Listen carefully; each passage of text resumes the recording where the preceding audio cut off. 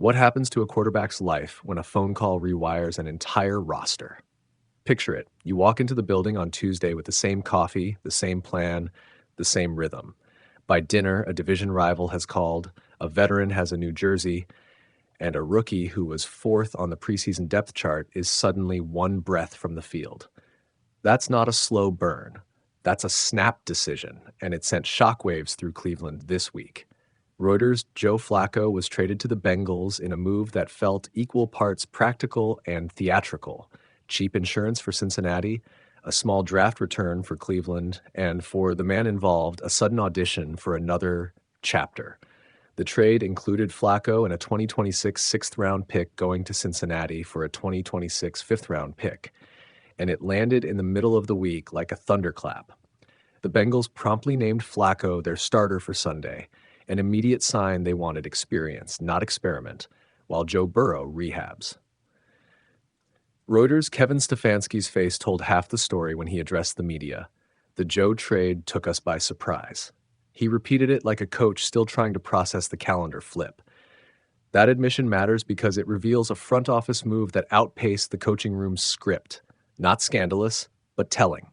In a league of precise timing and thin margins, being surprised is a luxury most winning franchises can't afford. And what about the ripple? Shedeur Sanders, a fifth-round rookie who started camp buried in depth charts and narrative skepticism, jumped up to QB2 overnight. It's the kind of promotion that will be framed as destiny on social feeds and as pressure in the locker room. For Sanders, this is both gift and trap. You get closer to playing faster, but the spotlight that follows can fracture the patience a young quarterback needs to grow properly. Cleveland could still elevate Bailey Zappi or lean veteran first, but the tape that used to be background noise is now headline material. NFL.com. Then there's Deshaun Watson, the long-running subplot nobody can ignore. He's rehabbing an Achilles and currently sits on the reserve PUP list, eligible to open a practice window, but, per multiple beat reports, not expected to this week. When asked directly about Watson's chances, Stefanski gave a tight, almost evasive answer. I understand the question, but I'm really focused on this week. That's coach speak for we'll see, and it's the kind of line that keeps fans guessing and the locker room quietly braced. The practical reality, Watson's road back is progressing but far from a done deal, and Cleveland can't plan on him as a quick fix. Newsweek. Let's be ruthless about what this really means for the Browns' season arc. 2 weeks ago, the quarterback room was a messy but manageable ecosystem. A veteran stopper, Flacco, a thrown to the Lions rookie starter, Dillon Gabriel, a developmental intrigue, Shedeur, and an injured star with a complicated past, Watson. Now that ecosystem has a missing tile and a spotlighted rookie. That changes not just who runs the plays, but how the coaching staff will call them. Do you build everything around Gabriel's strengths and hope the backup can patch things? Or do you design a protective, low-variance package for Sanders as the emergency option? Those are existential questions for Week 6, and they're not hypothetical. ClevelandBrowns.com. There's also an optics ledger here. When a GM moves a veteran because a rival calls, the optics can read as decisive business or panic, depending on the result. If Flacco stabilizes Cincinnati, the trade will be a neat, defensible move. If he doesn't, the Browns will be praised for clearing the developmental runway or criticized for giving up a veteran who might have been used differently. In the interim, Stefanski's public deference to GM Andrew Berry, I trust AB, is a classic attempt to show unity. The locker room will watch those interactions closely. Players respond to coherence as much as they do to X's and O's. I now rewind to Shedeur because this is where the human story lives. A rookie thrust into the shadow of a national conversation about pedigree and process can do two things: bloom under pressure or get chewed up by expectation. The Browns must choose for him.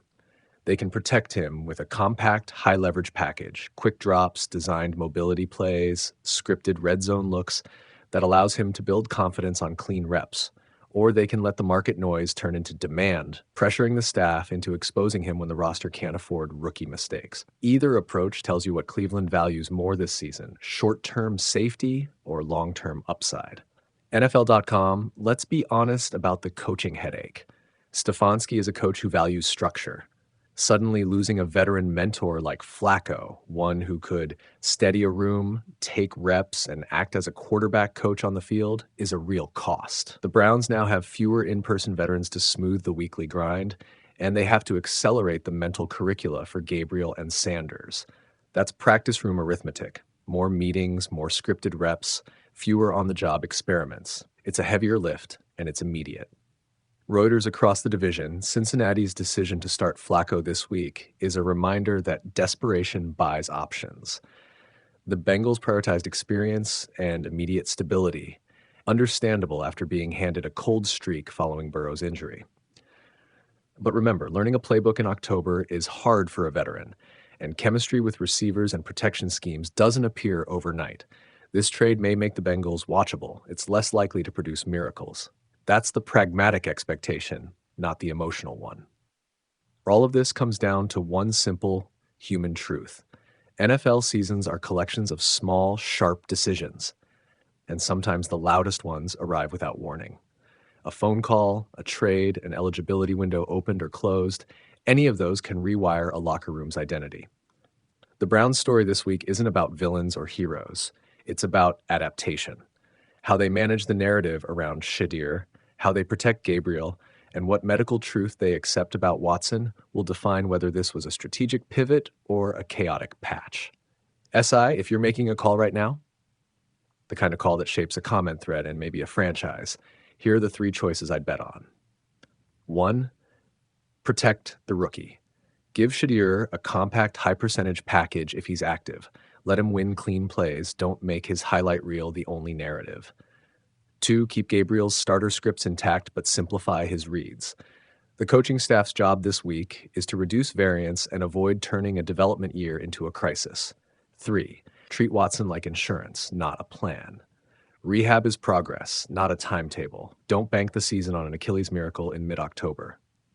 Final image to carry, a quiet meeting room where coaches draw up 10 plays that win games not because they're flashy, but because they don't explode. That's the craft this week. That's the difference between panic and poise. So, if you're the Browns play caller for 48 hours, what's your first edit? Simplify Gabriel's reads, script 3 plays for Shedeur, or pull in a veteran like Zappe and buy time. Say which one and why. I'll read the sharpest takes next time and break down the smartest choice. Short version, Stefanski dodged a commitment on Deshaun Watson's availability. I understand the question, but I'm really focused on this week, and that says as much about Cleveland's timeline as anything concrete. Newsweek: Watson remains on the reserve PUP list after a January re-rupture of his right Achilles that required a second surgery and pushed his recovery into long-term uncertainty. Sources now say he's not expected to begin practicing this week, even though he's technically eligible to have a practice window opened. Reuters: that leaves the Browns committed to Dillon Gabriel as the starter for now, with Shedeur Sanders still hovering behind him unless the club signs a veteran or changes course.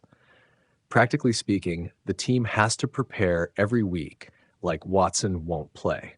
Simplify game plans, protect the QB, and treat any appearance from Watson this season as a late-season bonus rather than an expectation. Heavy sports off-field noise hasn't helped. Watson still faces legal and calendar variables that complicate any rush back, so Cleveland's cautious